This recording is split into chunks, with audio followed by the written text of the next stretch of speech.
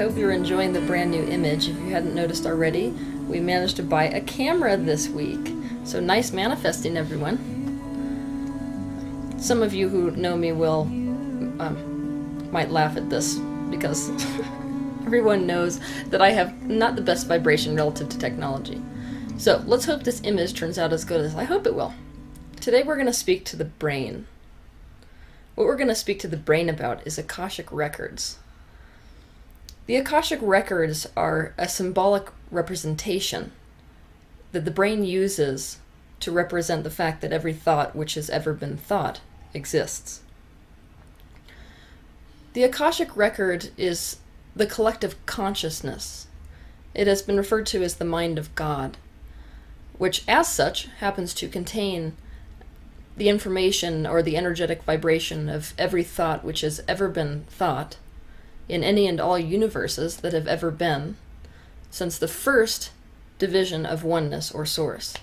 It also contains a bit of future.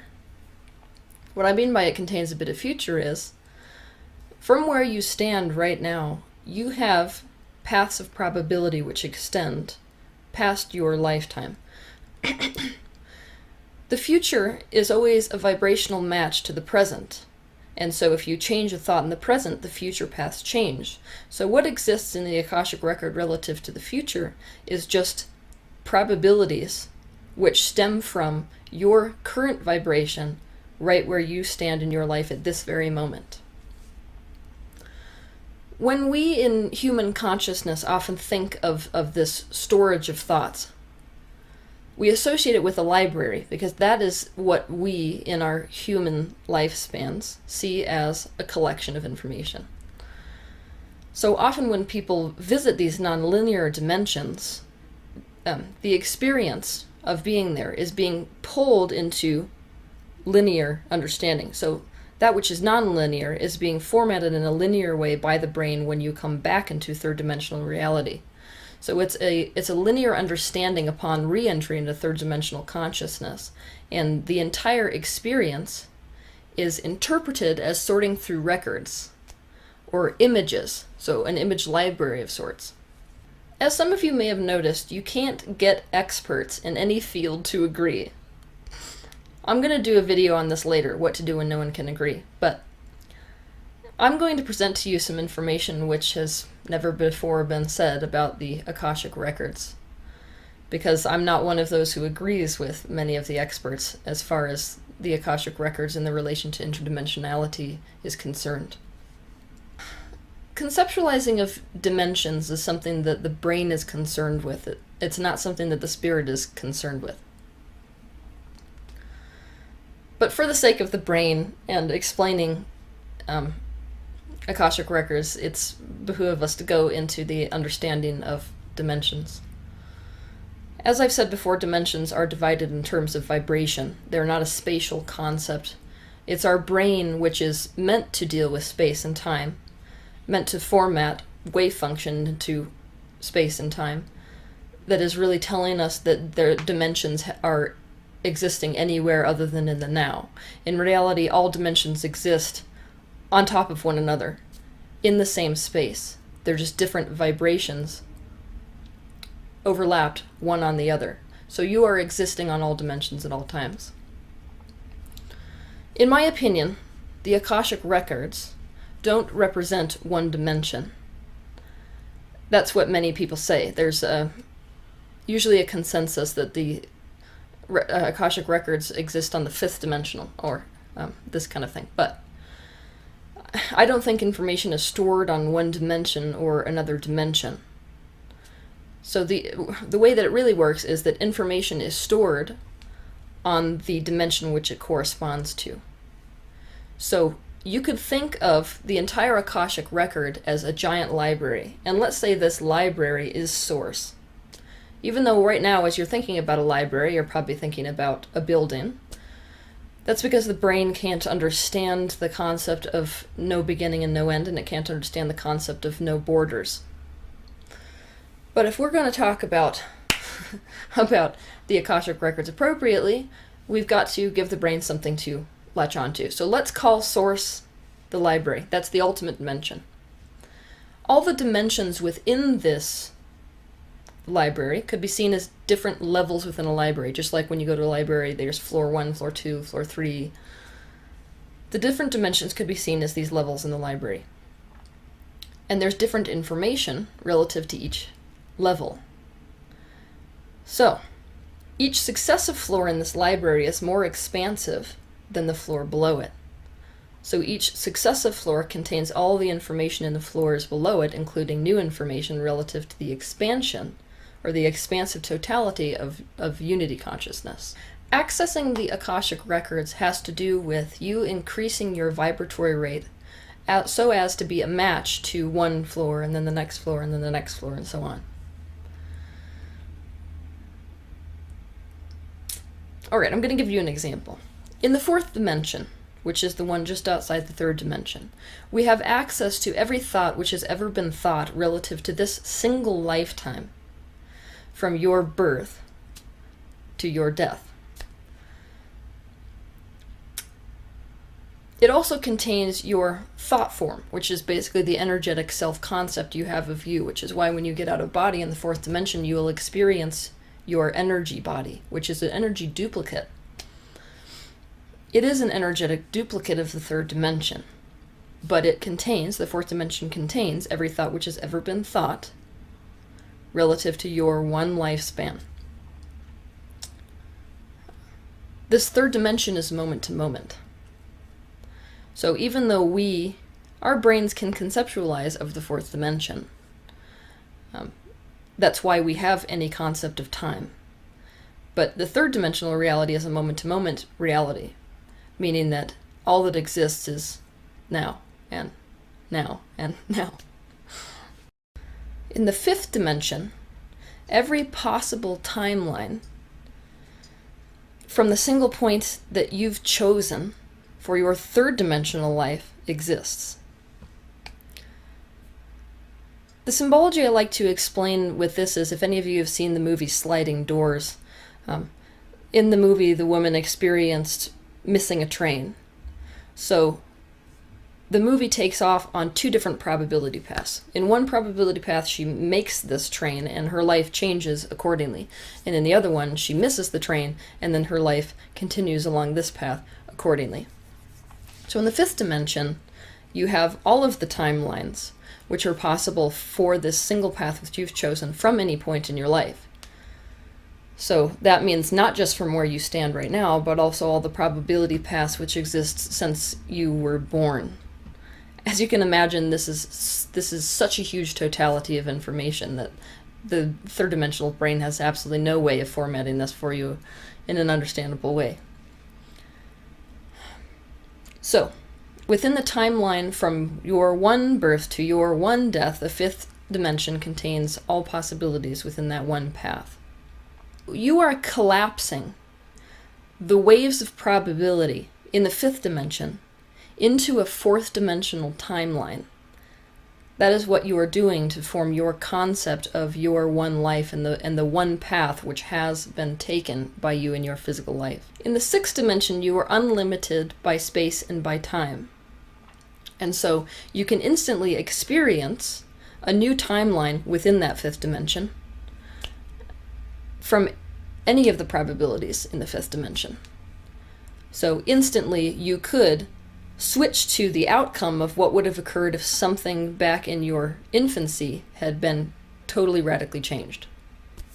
So if one of the probability paths that you didn't end up taking from a point, say, in which you were 6 months old, you could chase that all the way to the end and instantly experience the end result of that particular probability path.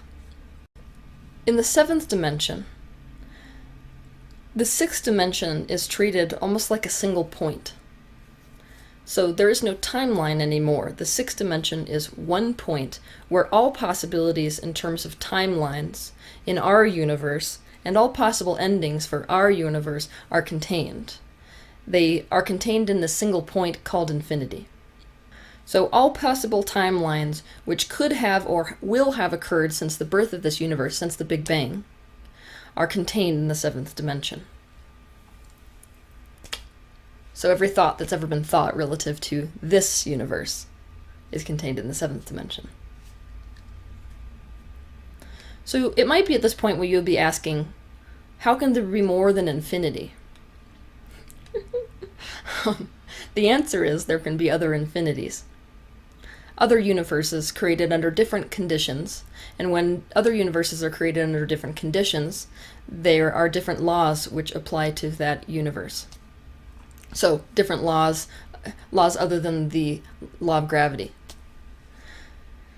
So, in these other universes and other infinities, the laws are not the same. The basic laws are not the same, because the initial conditions creating those universes also aren't the same.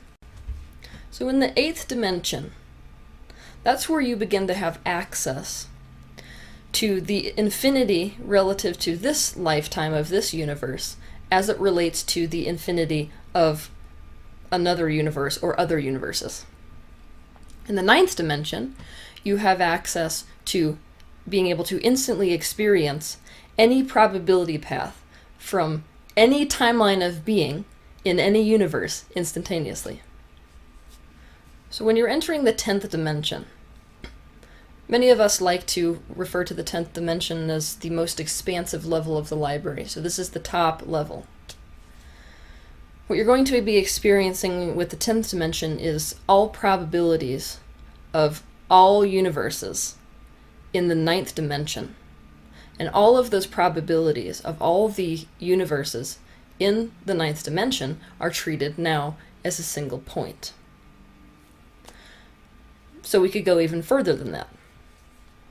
When you go even further than that, you kind of have the walls of these library, which aren't walls at all. So instead of being the levels within the library, we're now the library itself. Difficult for the third dimensional mind to conceive of, I understand, but when we're outside the 10th dimension, beyond, you are entering the 0-point field. So in the 10th dimension, all universes from the 9th dimension are treated as a single point. And in the 10th dimension, past the 10th dimension, you don't even have a point. What you have is this 0-point field, which is a sea of probability waves, which we would call source. That is the totality of collective consciousness, not the expressions of that consciousness. So it's important to understand that when we're exploring Akashic records, most people are referring to a seventh dimensional experience.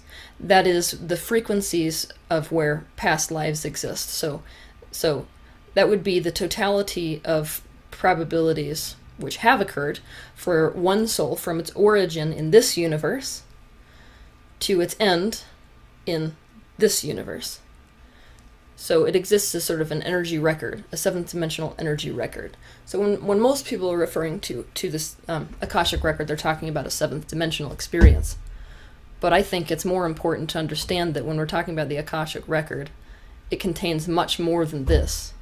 That's just one level of the library which you're going to. And if you're interested in past lives, the librarian, whoever that would be, would say go to the 7th floor, the 7th dimension.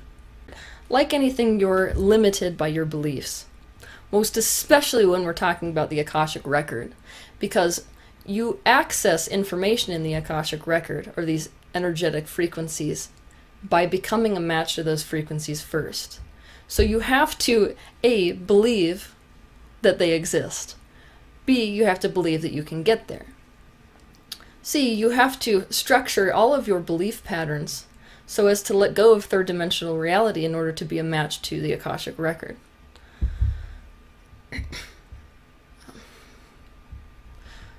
So this is the same way as saying you're limited not only by your beliefs when it comes to experiencing the Akashic records, but you're also limited relative to your beliefs according to what information you draw out of or are a match to in the Akashic records. So those people who raise their frequencies higher and higher are a match to higher levels of the library. All of this being said, any of you can access the Akashic records. It is a natural byproduct of raising your frequency, which is what all of us in the spiritual world are harping on. The more that you clear up your darker aspects, the more you do your shadow work, the more you face in the direction of what feels good, the more you're going to be a match to more and more information relative to the Akashic records. I understand that it might be really hard to to conceptualize of dimensions, because your brain is a tool which is meant to be an interface for the third dimension only. But it is my promise that the more meditations you do and the more out-of-body work that you do, the more you will understand this concept of your own frequency being a match to the interdimensionality of this universe. And Akashic records will become an experience for you rather than a concept, which is what we're really looking for. Because once it becomes an experience for you, this information will be very real, and then you can access all information which has ever been known, and all thoughts which have ever been thought, throughout the beginning of all universes, within the totality of this mass consciousness, which is Source. In the future, if any of you are interested, I was thinking about doing a video on how to access the Akashic records, because there are some interesting tools which you can use out there if what you're really after is being able to garner knowledge from these dimensions, access the Akashic record, in other words.